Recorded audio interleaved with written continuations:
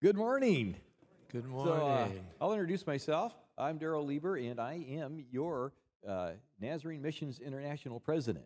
And I just wanted to say thank you. Many of you have been involved with Faith Promise over the years, and I just want to know, if you're new here or if you've been here, that this is the Marysville Miracle Church.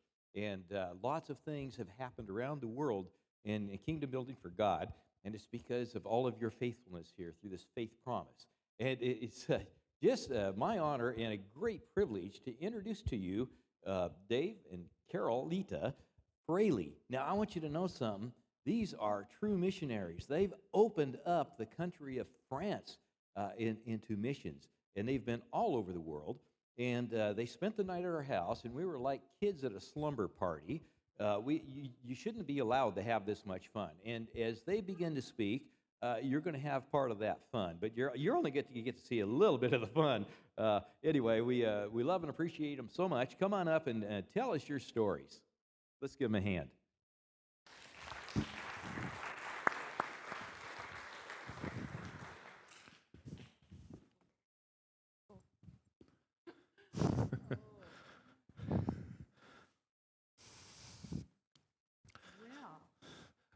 Bonjour. Oh, bonjour. Ooh, I feel like I'm back in France. Do you realize that's how we say hello? And the people that are online, I'm sorry. You'll have to practice at home. Yes, you will have to do that. Do you know, this is the way we say hello to everyone who comes to church. And then we say goodbye to them. So if there's 100 people in church, you kiss everybody 3 times to say hello, and then 3 times to say goodbye. So you you're never leave 600 without kisses before you get home. kissing people goodbye. Yes. Otherwise, you're called an Englishman. Yes. And so that's true. It's really true. And in the South, we kiss 3 times. Up in Paris, you kiss 2 times. And if you're a teenager, you kiss 4 times. Yes. Yes. So I don't And if do you're 4. in love, you go 5, 6, 7. That would do it. But you have to be careful not to meet in the middle when you greet people. Oh, never, though. never.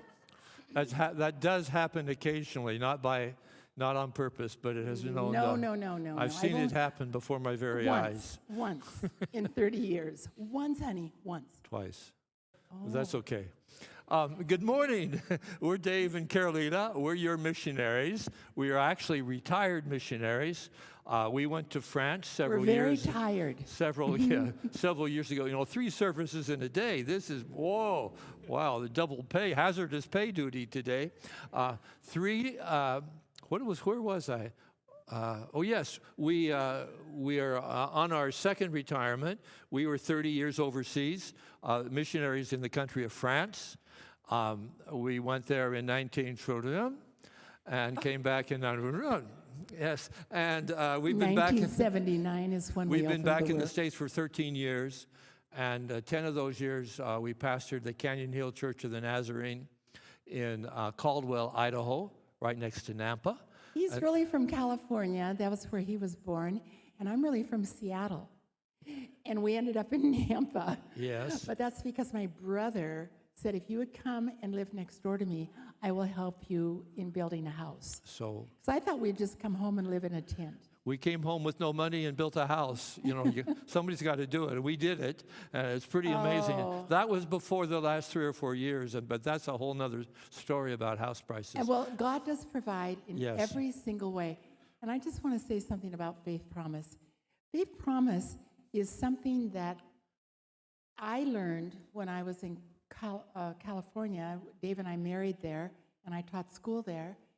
And in our church, we started it when I started attending.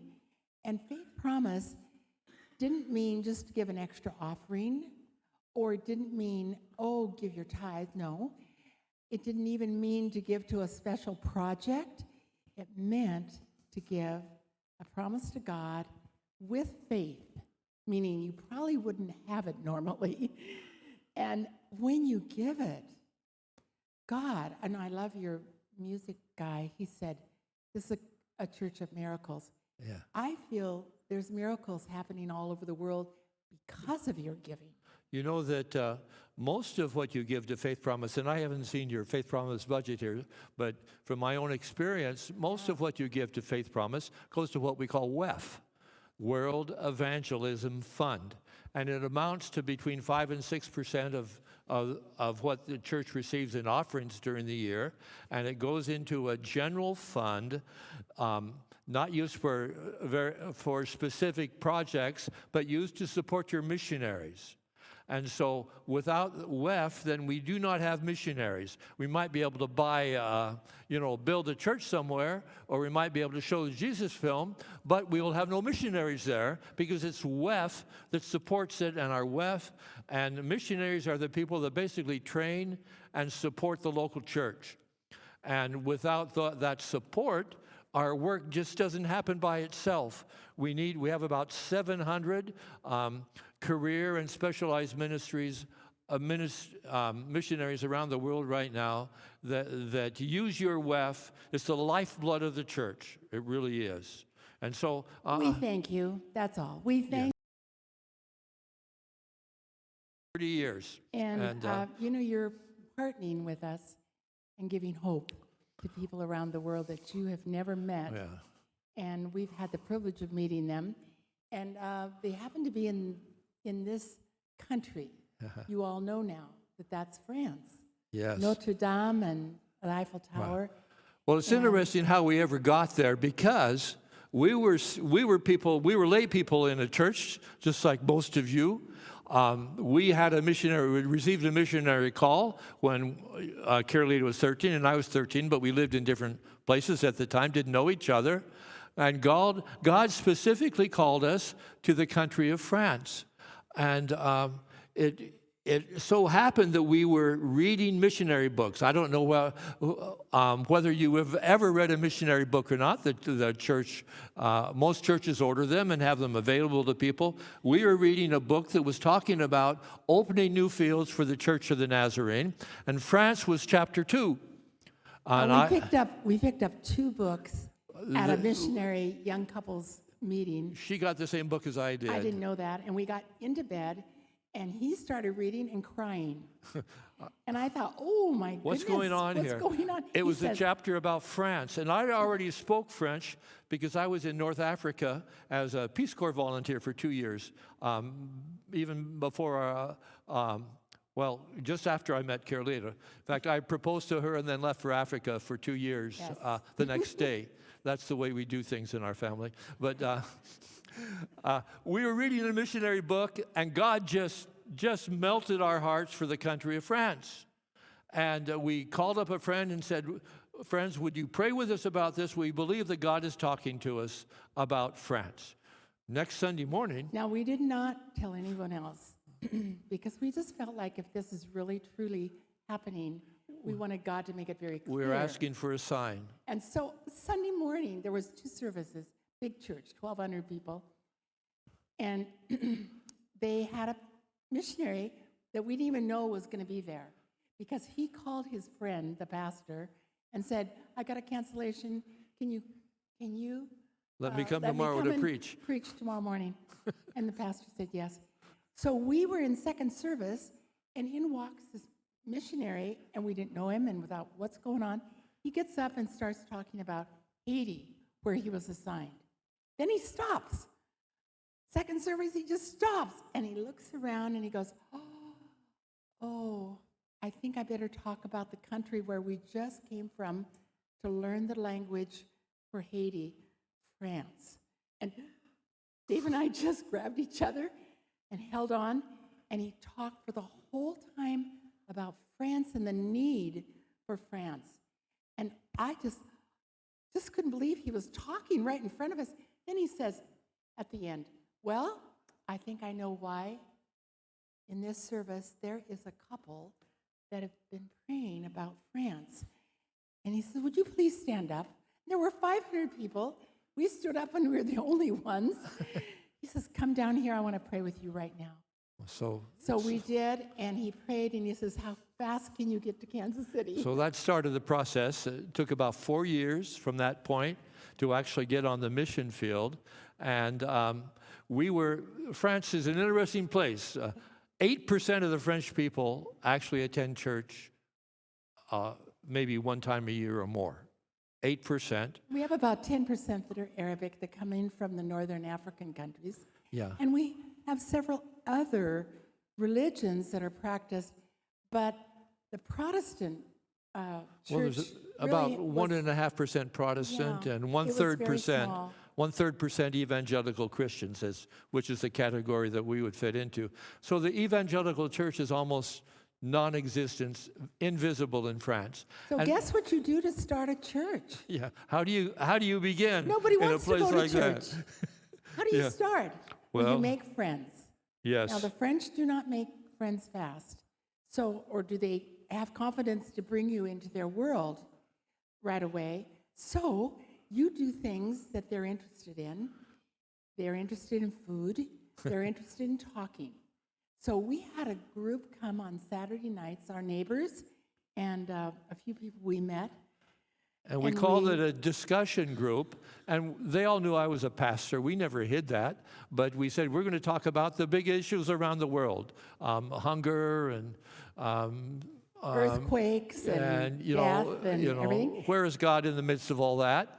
And at the end, they gave me 10 minutes to present a biblical point of view of what we talked about. From what God would say about that discussion.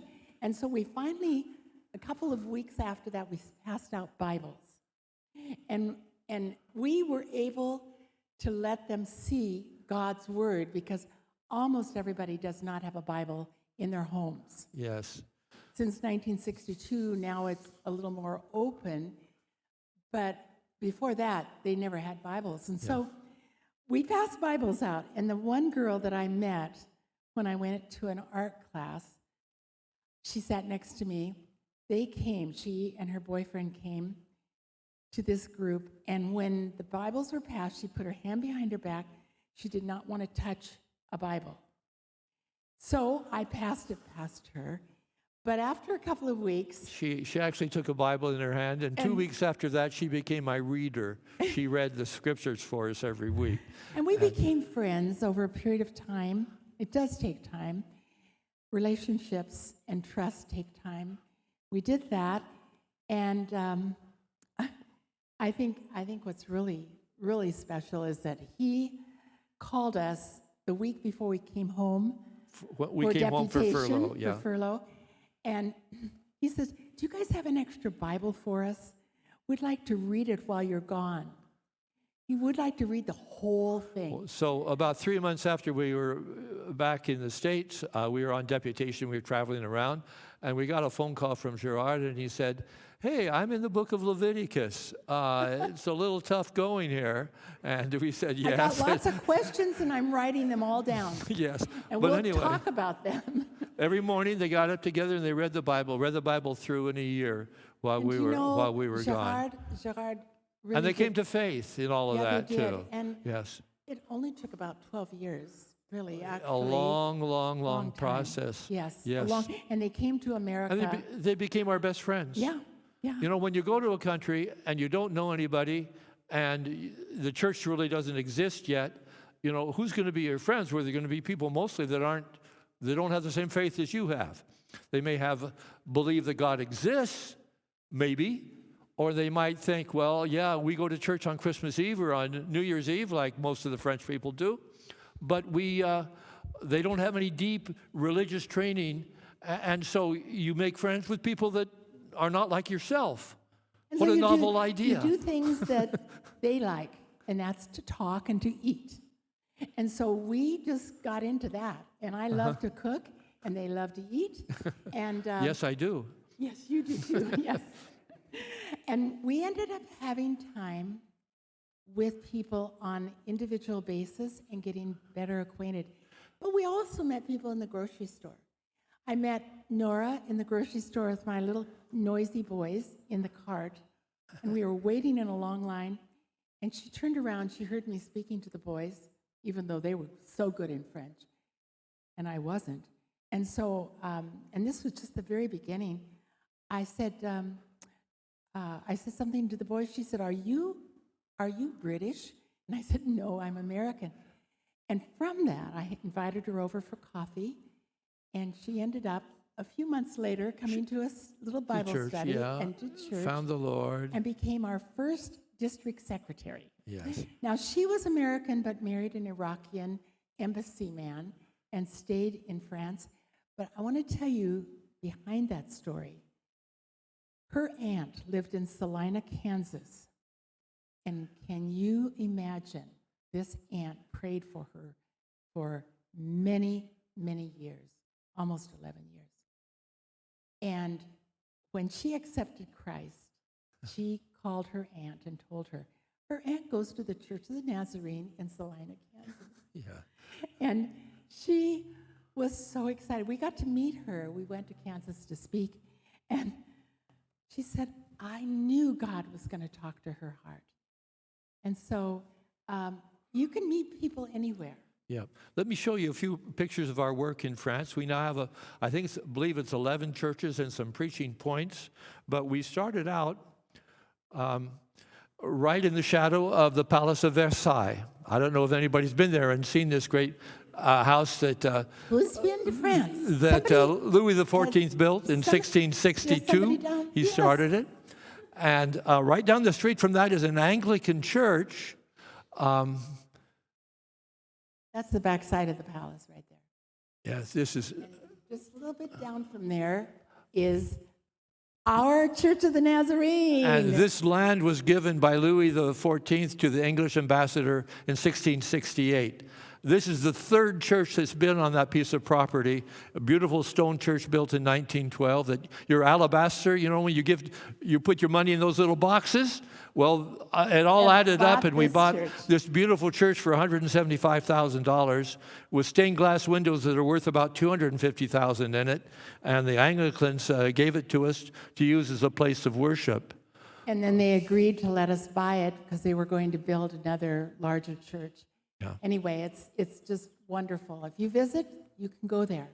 And we also planted a church outside, about 10 miles the other side of Versailles, and this is our little church planting group. Those are our three boys. We have three boys, Matthew, Mark, and John.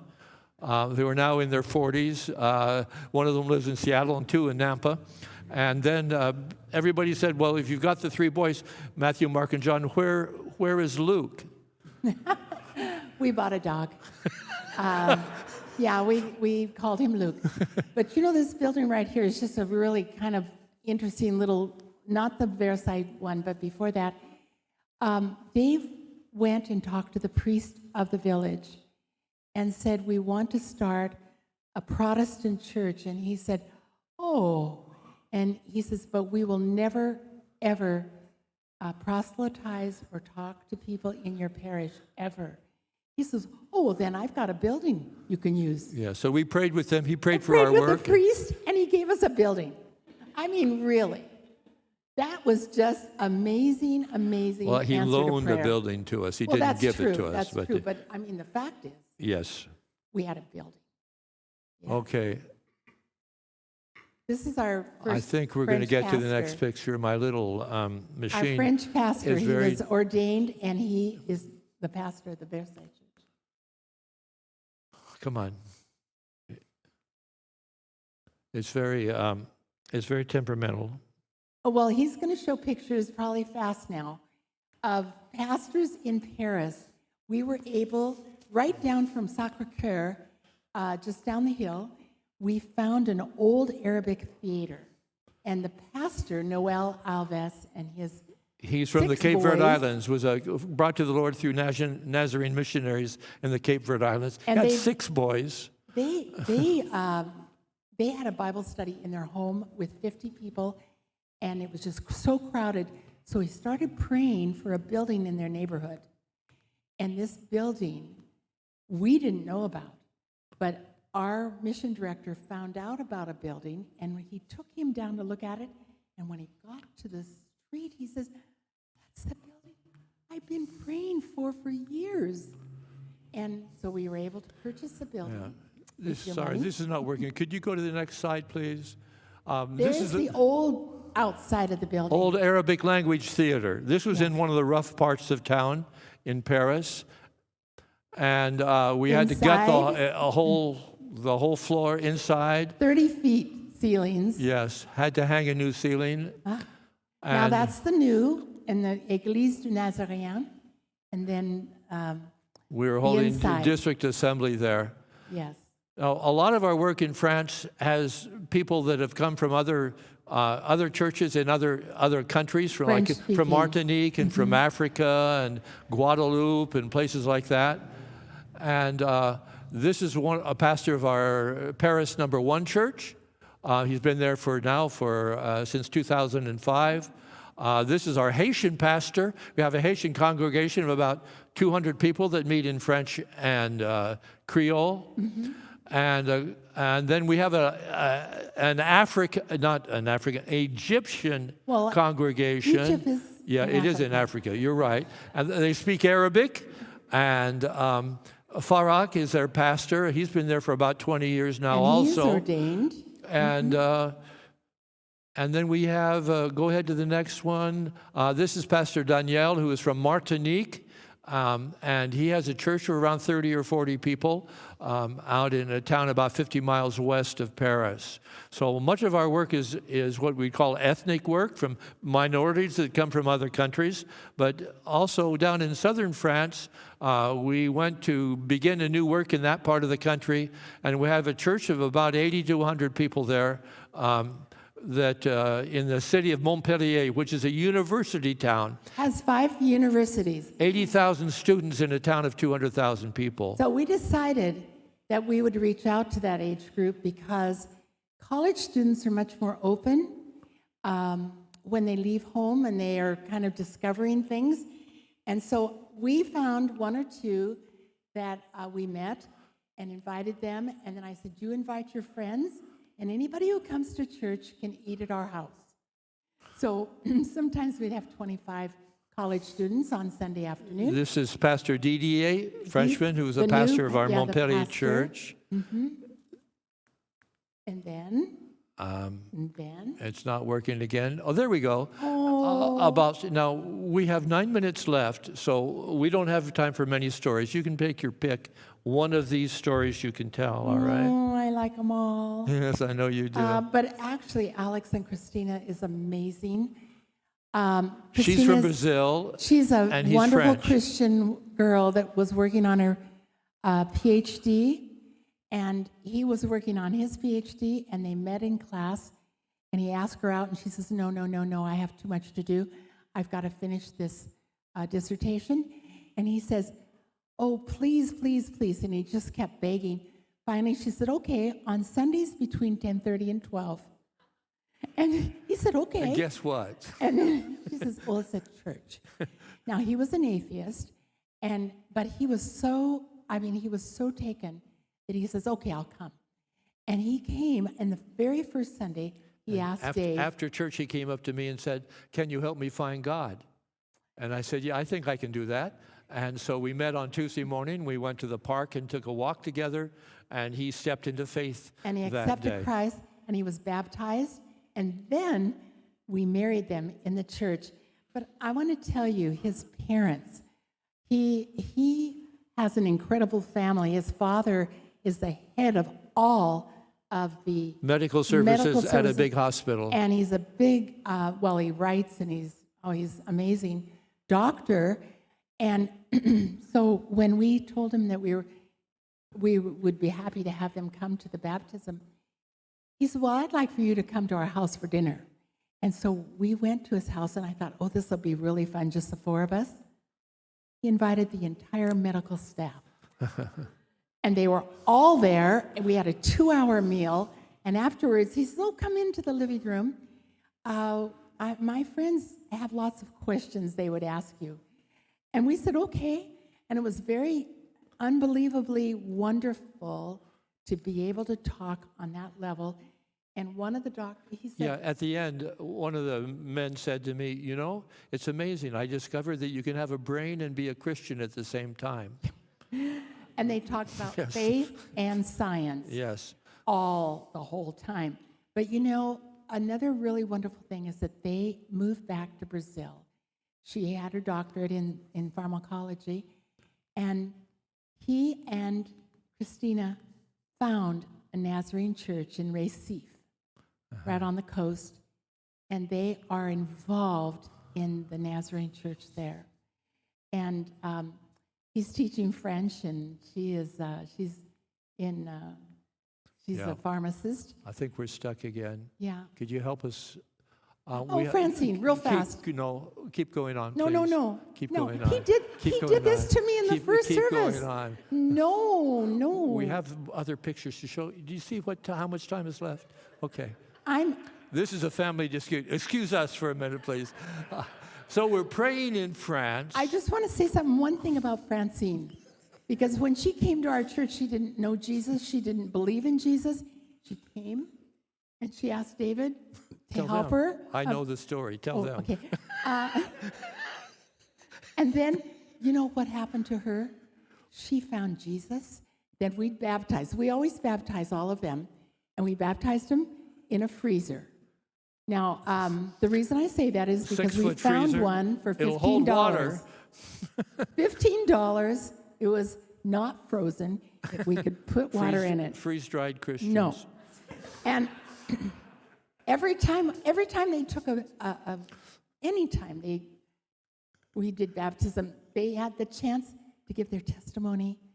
And this woman was so changed that every teacher, she was a school teacher, every teacher in her school came. They said they could not believe how her life had changed and her outlook, and she was smiling all the time and happy with the children. They thought she had a facelift. No, seriously, they did. And I talked to them afterwards, and they said, she is totally changed. I said, well, that was because of what happened in understanding about Jesus. We want to give you just a real short view of another place that we've been recently. We've had a chance to travel over the last 2 or 3 years, and let's take a short trip. Let's go one more. Let's take a short trip to South Africa. You can see the red line on there. Let's go on the next one, and one more. Way up. We went up 5 hours north of Johannesburg into a little town. And this is happening all over the world. Missionaries and national churches all over the world are finding that as we meet the physical needs of people, that they will, once that is done, they become much more receptive to the gospel. Well, in this little town by Kruger National Park, a town about as primitive as you can get. See the houses up in the desert, and the dirt roads and everything. 110-degree weather. Yeah. And go ahead. And we started to build a brick church. They had brought in locally made bricks, tens of thousands of bricks. And we came and hauled bricks and put a church together in about a week's time, a little bit more than that. And then shortly after that, when we went back to Idaho, we found 3 or 4 other churches, and we raised money to dig a well. And so for $5,000, they dug a well, and now the people in the town get their drinking water and their living water in the same place. And you can imagine the whole village comes to church every day. And we met the chief, and he was very thankful that we were able to build a church there. He said, well, I was just going to give the land to somebody else because nothing was happening. And he says, now you're here, and we're very happy, and this is one of our volunteers fixing food. We're having lunch. Go ahead to the next picture. This is Ezekiel Manisi, who is the district superintendent. And one more picture. This is one of the experiences we had. Have you ever had chicken feet? Some people really like it. Have you ever had boiled worms? Oh, they came right out of the tree. They're tree worms. Yes, you shake them out of the tree. And I've heard that when they're cooked in oil, they're much better than when they're boiled. But we got the boiled variety, and I won't tell you what I did with mine. Yes, he gave them to the chickens that were in the field just behind us. He walked over very carefully and passed them that way. Yes. Now, let's go on. Let's go on. We are, I think what we'll do is do you want to skip ahead just to the final?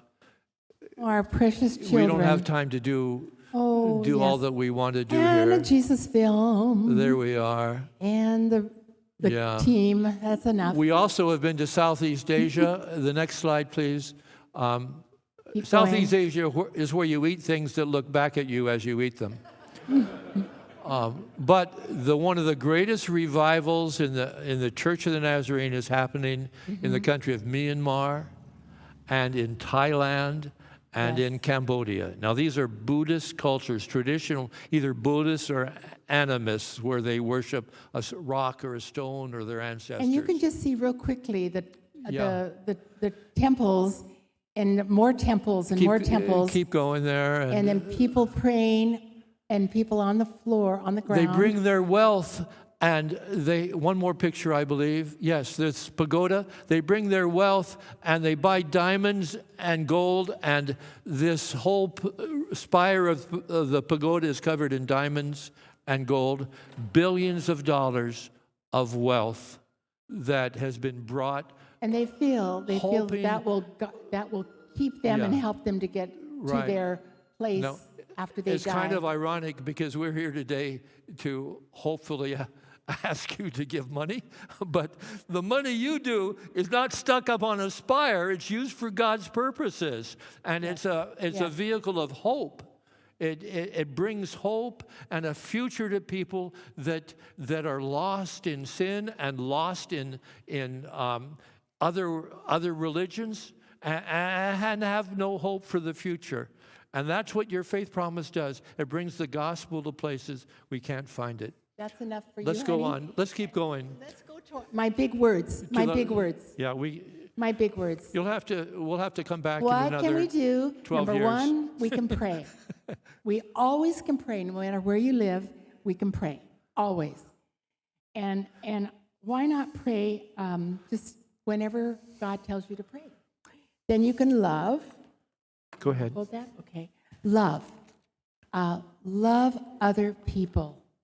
God says that. Love God with all your heart and love your neighbor. The Apostle Paul wrote to the church in Thessalonica and said to them, "We loved you so much that we were delighted to share with you not only our own lives, not only the gospel, but our own lives." That And we became our find that if we life give our lives to people and live out the gospel and share the gospel with the words that we speak, that this is the combination that wins people for the Lord. Okay, after love, learn. You can read missionary books or you can look at news on television. You can learn all the time. Learn about missions. And the second to the last is give, which is to give of your time and your energy and your money, and today with Faith Promise. And the last one is go. You can go on a work and witness team. You can go on just a trip to visit. A Jesus Film Project? And even Jesus Film Harvest Partners, that's right. Yes. Those are the 5 things you can all do and be a part of helping all the way around the world. And your Faith Promise will be helping all around the world. And we have a final blessing for you today as we go out of Romans 15, verse 13. Now may the God of hope fill you with all joy and peace in believing, that you may abound in hope by the power of the Holy Spirit. And God bless you all today. Bless you all. And Pastor, Thank I saw you. it go back to 0, but it was like just 2 minutes ago. I'm sure he never goes a little over, does he? Yeah, we're not going to talk about how often I go over. Yes, thank you very much.